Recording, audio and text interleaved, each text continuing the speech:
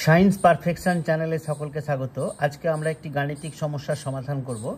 সমস্যাটি হলো প্রবলেম, যদি n কে 4 দিয়ে ভাগ করলে ভাগশেষ থাকে 3, তবে 2n কে 4 দিয়ে ভাগ করলে কত ভাগশেষ থাকবে? When n is divided by 4, the remainder is 3.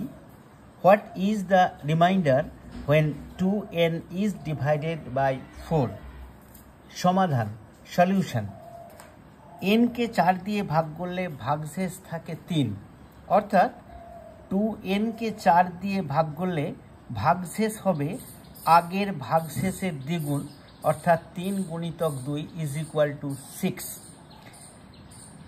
কোনো সংখ্যাকে 4 দিয়ে ভাগ করলে ভাগশেষ 6 থাকতে পারে না, কারণ ভাগশেষ কখনো ভাজকের থেকে বড় হতে পারে না। তাই এক্ষেত্রে নির্ণেয় ভাগশেষ হবে 3 গুণিতক 2, অর্থাৎ পূর্বের ভাগশেষ ইন্টু 2 ডিভাইডেড বাই ভাজক = 6/4। এটির যে ভাগশেষ হবে সেই ভাগশেষ হবে 2, অর্থাৎ যদি n কে 4 দিয়ে ভাগ করলে ভাগশেষ 3 হয়, তবে 2n কে 4 দিয়ে ভাগ করলে ভাগশেষ হবে 2। আজকে এই পর্যন্তই। আমার ক্লাসটা শোনার জন্য সকলকে ধন্যবাদ। ক্লাসটা ভালো লাগলে অবশ্যই একটি লাইক দেবে, বন্ধুদের সঙ্গে শেয়ার করবে এবং চ্যানেলটিকে সাবস্ক্রাইব করবে। নমস্কার।